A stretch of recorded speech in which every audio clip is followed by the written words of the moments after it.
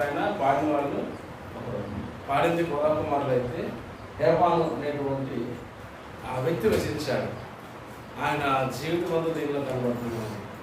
ఆయన అనేక విషయాలు రాశాడు. కానీ ఒక మాటను ఈ మాటను జ్ఞాపకం చేసినాక అది ఎక్కువగా కొన్ని మాటలు పంచుకుంటారు. జాగ్రత్తగా తెలుస్తుంది. మంచిది. ప్రేతలు ప్రభుని స్థుతించలేదు. ప్రేతలు అంటే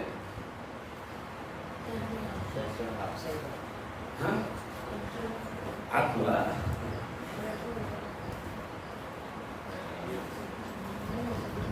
తెలుగేగా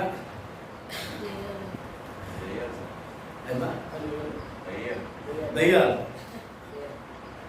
ప్రయత్నం పిశాచి ఆత్మలు అని ఉంటారు కదా. అవి ప్రభుని స్థుతించు కదా. ఒక ప్రశ్న భక్తులు వేస్తున్నారు. మనం ప్రభువుని స్థుతిస్తున్నామంటే ప్రభు మనకి ఇచ్చిన గొప్ప భాగ్యం. ప్రభు స్తోత్రం. హల్లెలూయా. మనం వాటికి ఎంత భయపడతామో అవి ప్రభు అంటే అంత భయపడతాయి. వాటిని చూస్తే మనకు భయం, వాటికి ప్రభు పేరు తెలిస్తేనే భయం. సో అలాంటి పరిస్థితుల్లో అవి ప్రభువుని స్థుతిస్తాయి అంటే పొరపాటున ప్రభువుని స్థుతించలేదు. రైట్. అందుకే ఈ భక్తుడు అంటాడు, అవి నిన్ను ఎలాగూ స్థుతించలేదు. నీ కృపను వివరించాలంటే సమాధిలోనికి దిగిపోయే వాళ్ళు నీ కృపను ఎలాగైనా వివరించలేడు. నిజంగా చనిపోయినాడు దేవుని కృపను ఎలా చెబుతాడు? చనిపోయిన వాళ్ళు లేచి అయ్యా ఏసైనా కాపాడంటే ఎలా ఉంటుంది? చనిపోయిన కదా మన సహజంగా వింటాం కదా, ఒక్కసారి లేకిన ఆయన అంటారు కదా. ఏడ్చే వాళ్ళు అందరూ అంటే వెళ్తారు, ఒక్కసారి లేచి నేను వచ్చే చూడయ్య అంటారు. చూసి వాడు మళ్ళీ పడుకున్నాడు అనుకోండి, ఎక్సలెంట్ కదా. అది ప్రభు స్తోత్రం అంటారు. అట్లా ఒకరు నిలబడ్డం ఏదో మన ఉన్నటువంటి ఏమంటుందండి ఆ ఎంతూసియాజాన్ని బయట పెడుతుంటాం. So it never happens. అది జరగదనమాట. సో అది జరగని పని. చర్చిలో మళ్ళీ లేవడం అనేది వాళ్ళని ప్రభు చిత్తం మీద వాళ్ళు ఇస్తారు. ఆమె అది కూడా ఒకవేళ ప్రభు అయితే ఆయన వచ్చినప్పుడు తీసుకొస్తారు. ఈ భూలోకంలో వన్స్ మరణించిన తర్వాత మరలా వాడికి పునరుద్ధరణ లేదు. ఏ లేదు? రీసైకిల్ బర్త్ లేదు. మళ్ళా పడతాను, మళ్ళా కాకో పిసుకో ఎలుకో కుక్కో నక్కో ఏ జన్మ లేవు. మనది ఒకే ఒక జన్మ, ఒకే ఒక ఆయుష్. అది భూమి మీద పంపించాడు. ఏ జన్మలో ఏ పాపం చేసుకున్నామో ఏం లేవు. ఎన్ని జన్మలో నాకు తెలియదు. మనకున్నది ఒకే ఒక జననం, తర్వాత ఒకే ఒక మరణం. విలియం కేరీ గారు అంటాడు, విలియం గ్రహం గారు మాట అంటారు, ఒక్కసారి కనుక నువ్వు పడితే ఒకసారి నువ్వు పుడితే 2 సార్లు చచ్చిపోవాలట. లేదా నువ్వు 2 సార్లు చచ్చిపోతే అంతేనా? ఒకసారి పుడితే 2 సార్లు చచ్చిపోవాలి. లేదా 2 సార్లు పుట్టావు ఒకసారి చచ్చిపోవాలి. దీని అర్థం ఏంటంటే ఈ లోకంలో తల్లి గర్భంలో ఒకసారి పుడతాం. పుట్టిన తర్వాత నికోదేముతో ప్రభువారంటే మరలా జన్మించాలి. చెప్పని మాట ఏమంటాడు? I have to reborn again. మరలా నువ్వు జన్మించాలి అంటే తిరిగి జన్మించాలి ఆత్మలో. అలా 2 సార్లు నువ్వు పుడితే ఇంకొకే ఒక మరణం, అది శారీరక మరణం. తర్వాత నిత్య జీవం. హల్లెలూయా. లేదు అనుకుంటే 2 మరణాలు ఉంటాయి. ఒకసారి శరీరంగా చచ్చిపోతాం, రెండవది ఆత్మ నరకం వివేగాలు మరణాన్ని అనుభవించాల్సిందే. సో అందుకని సమాధిలో దిగేవాడు కూడా దేవుని కృపను వర్ణించలేరు. సో మనము సజీవులుగా ఉన్నాం. మన్ను ప్రభుని స్థుతించలేదు, ప్రేతలు ప్రభుని స్థుతించలేదు. అందుకని మనకి సజీవులు ఉన్నాం కాబట్టి ప్రభుని స్థుతించే భాగ్యం ఈరోజు మనకి ఇచ్చారు. సో ఈ సదావకాశాన్ని మనం ఇప్పుడు కూడా చేతిలో విడిచిపెట్టుకోకూడదు. సహజంగా మనుషులు ఏం చేస్తారంటే ఈ వారం కాబట్టి పై వారాలు వచ్చినాయి అని ఎక్కువ ప్రయారిటీ పనికి మనం ఇస్తూ ఉంటాం. కానీ ప్రభువేమో నీకు మొట్టమొదటి ప్రాముఖ్యత ఇచ్చి నేను సజీవులుగా ఉంచాడు. ఎంతమంది ఈ వారంలో ఎంతమంది చచ్చిపోయారు తెలుసా? ఐడియా ఉంది అసలు ఎంతమంది చచ్చిపోయారు? వెళ్తున్న విమానం ఇటలీలో కూలిపోయింది. నేను సముద్రంలో అన్ని విమానాలే. ఈ సంవత్సరం స్టార్టింగ్ ఏంటో మొత్తం విమానాలే పోతున్నాయి. నిలువ కూలిపోయింది. అది సముద్రంలో వెళ్ళిపోయింది లోపలికి. రెస్క్యూ బోర్డు అయితే 3 మందికి మీద చచ్చిపోయారు.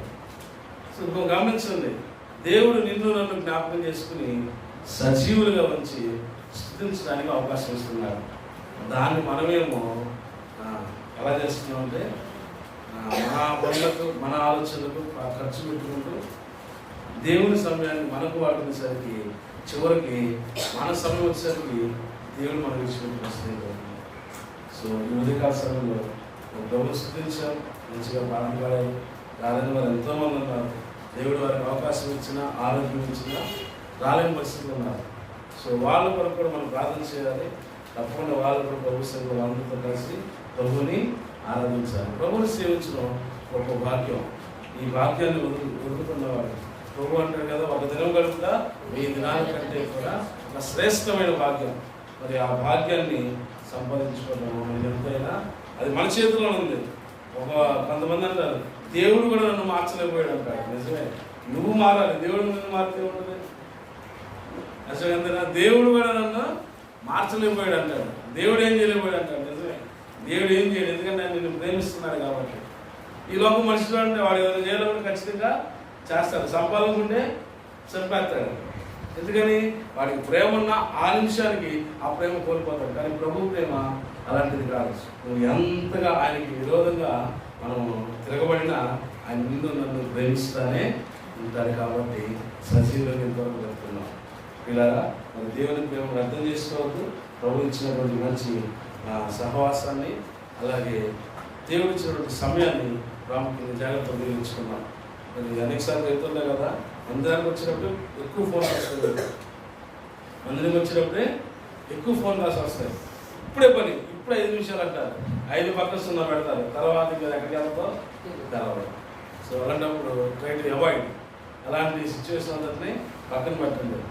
ఇవాళ పొద్దున శనివారం వరకు చుట్టాలు ఉంటారు, ఆదివారం పొద్దునే ఫోన్ చేస్తారు, లేదా శనివారం రాత్రి చేస్తారు, రేపు మీ ఇంటికి వస్తున్నామని. రండి పర్లేదు, కానీ మీరు ఇంటికాడ మా నాలుగు తీసుకుని తెచ్చికి రావాలి. మనం ఏం చేస్తాం, వంట చేస్తాం. వాళ్ళు మన సొంతంగా వచ్చారు కదా, అయ్యగారు వంట చేయాలి. నిజమే, బంధువులు వస్తే ఏం చేయాలి, వంట చేయాలి. వంటతో పాటు తండ్రులు పడతాయి. డబ్బులు ఖర్చు అయినాయా మీరు చెప్పండి. ఆదివారం రావద్దు, మీరు ఆదివారం రావద్దు. ఎప్పుడు రావాలి, సోమవారం. వాళ్ళంటే మా పనులు సోమవారం వల్ల వాళ్ళ పనులు ఉంటాయి, మరి మీ పని లేదు ఆదివారం అంటే మనమే పల్లె కూడా కనపడుతుంది. మాకు ఆదివారం అది అర్థం కావట్లేదు మనకి. మనమే పని పాటలు కూడా కనపడుతుంది. ఆదివారం మీ ఇంటికి వస్తాం. సోమవారం ఏంటంటే మాకు ఉద్యోగాలు ఉన్నాయి బాబు. సోమవారం చూడండి, ఒకసారి అంత ప్రేమ ఉన్న సోమవారం రావచ్చుగా. సెలవు లేవు మాకు, ఖాళీ లేవు, పని పోతుంది. అంటే ఖాళీ కాలంలో చూసుకుని నువ్వు లేని అక్కడ ఆపడగా అత్తారు కూర్చున్నాను. అంత మనకి అంటే మనం ఎంతసేసం ఏం చేస్తామంటే అది వాళ్ళ అత్తలాగా మనం ఏమనుకుంటామంటే మంచితనం. ఓకే, మన మంచితనం ఏం చేస్తామంటే అమ్మ వస్తున్నారు వస్తారు కాబట్టి వాళ్ళ కోసం వంట చేయాలి. నిజమే, మన బంధువులు కావాలి. ఎప్పుడు కావాలంటే మన కష్టంలో ఉన్నప్పుడు, మన బాధలో ఉన్నప్పుడు పలకరించాలి కదా. మనం లేని పరిస్థితులు ఉన్నప్పుడు అయ్యా ఎలా ఉన్నారు, అప్పుడు అసలు ఎవరు అడ్రస్ ఉండరు, ఎక్కడికి డబ్బులు వేయాల్సి వచ్చిందని. అన్నీ బాగున్నప్పుడు రేపు మీ ఇంటికి వస్తున్నాం, రేపు విడుదల, సంక్రాంతికి వస్తున్నాం, ఉగాదికి వస్తున్నాం, దీపావళికి వస్తున్నాం, సైతాలను నెలగలేసి వస్తున్నారు. ఒక మాట గుర్తుపెట్టుకోండి, మీరు ప్రభు మందిరంలో దీవించబడతారు. హల్లెలూయా. ఈ దీవెన వదిలేసి మీరు బయట ఎవరు కలిగినా మళ్ళీ సమస్య తప్ప, బలహీనత తప్ప మీకు వేరే ఆలోచన ఏమి ఈ సంవత్సరంలో ఆలోచించండి. మీరు మీ నిర్ణయం, మీ ఆలోచన. ఎవరు వచ్చినా మందిరానికి అందరూ తీసుకురండి. ఇది ఏమైనా క్లబ్బా అనకూడదు కానీ కదా, ఇది రాకూడని స్థలమా, రాకూడని ప్రాంతం వాళ్ళు పెట్టుకున్న రెస్ట్రిక్షన్, వీళ్ళు రాకూడదు అని మందిరాలు. కానీ మన దేవుడు సకల అందరూ యేసుక్రీస్తు అందరికీ ప్రభు. ఆయన అన్నాడు ఒక మాట, నా మందిరము సకల చెవులకు ప్రార్థనా మందిరం. దీంట్లో ఎవరైనా రావచ్చు, వాళ్ళకుంటే రిస్ట్రిక్షన్ మనకేమీ లేవు.